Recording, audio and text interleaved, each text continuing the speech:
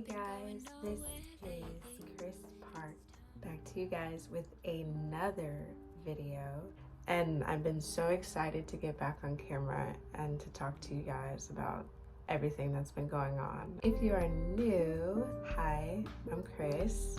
I talk about all things masculine, feminine energy, embodying self-love, alchemy, manifestation, all those things. Today's chapters are connecting back to self, things happen, the amazing contract, why journaling is important. Connecting back to self. How I look at self-love is like a beautiful cake.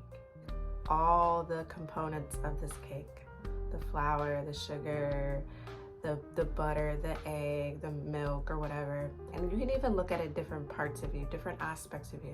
And then there's icing on the cake, and then there's a cherry on top, and there's whipped cream, and there's all these other extra added on things when you start to love yourself. It's your authentic self. What's also interesting about this feeling is that when you connect back more to yourself, you're manifesting differently because you're tapping into that end state feeling all the time. When you're constantly in a thinking program of what would a person that loves themselves do, and you act on those things and you become your more authentic version of self, integration of all parts of you, that is what produces your manifestations easily, effortlessly, quickly. We have such awareness of space and time, and that's only because we're only trying to record progress, and we love to see progress as human beings. But here's the kicker: with instant gratification, we want that progress to happen right then and there. We want it to happen instantly, as fast as lightning, and the things that we want and dream of are only asking us to be in alignment with it. What you desire has always desired you. In this chapter, what I meant by connecting back to self, I'm talking about who you were in childhood. That is when your most precious self was. There wasn't many programs. And in childhood, you understood something very interesting, and that is play. To play.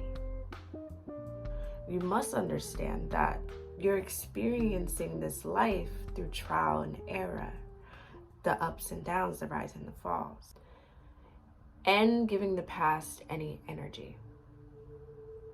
Once you do that, you start a new pact with yourself. And this new pact is self-acceptance. When you no longer see the past as affecting you, or affecting your emotions, affecting you as an individual, when you just see it as something that had to happen to get to where you are now, you won't live there anymore.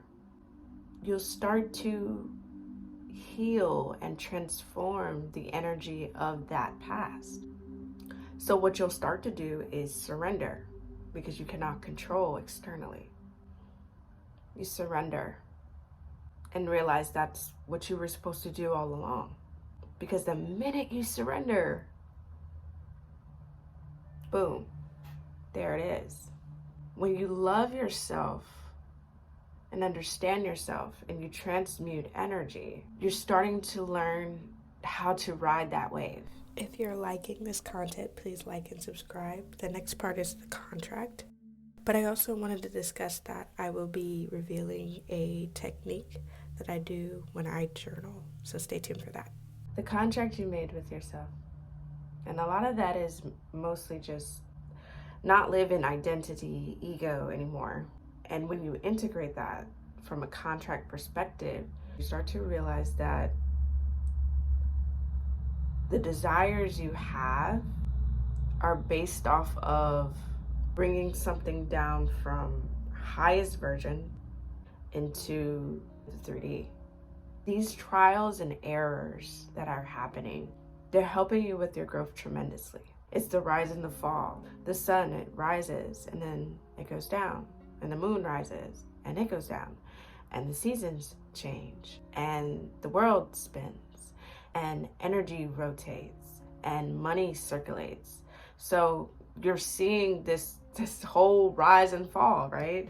You even have the stock market and crypto and things like that. It's rising and falling, rising and falling, rising and falling. That's the ebb and flow of this life. Journaling. And I want to talk about why this is so special to me when you are trying to start your self-love journey.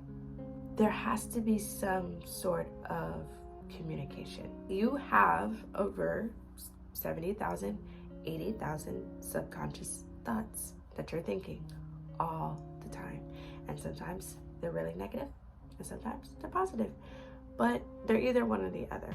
When you have those programs running, and when there's 70,000 thoughts that you're subconsciously thinking of, you want to be aware of those thoughts. I quite frequently do it when I am feeling the emotions of anger. I write down what I'm currently feeling and thinking. And you know, most of the time when you're journaling, if you've ever journaled before, you have this resistance sometimes to things that you truly want to say, but you don't say it, so you try to rephrase it in your head. You write down like a different phrase of it. I do not do that when I'm upset or frustrated. It's not really just out. I just want to be able to express them in a deeper way. And so maybe like getting them out of my head and into the physical, I feel like I can deal with it better. So I write down how I feel.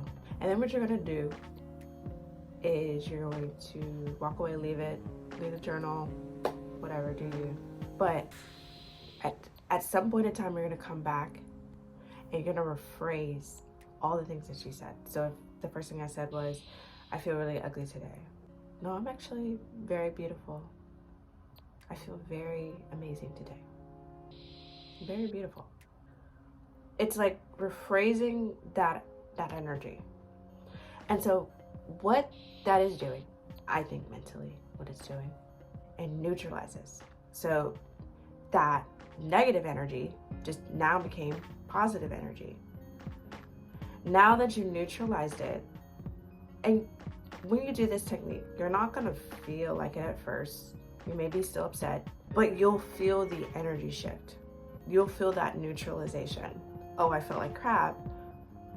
Actually, I feel a little better. And it's almost like a direct connection to your higher self, telling you those things, telling the ego to shut up, telling the ego to calm down.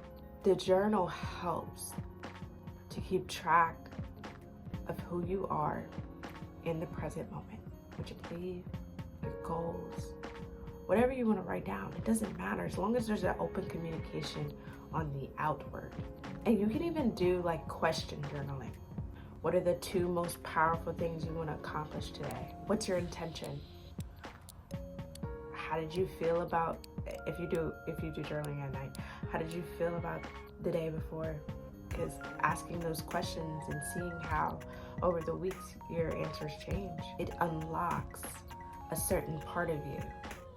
This is really the beginning of self-love, where you would want to start putting your focus and attention and perspective on.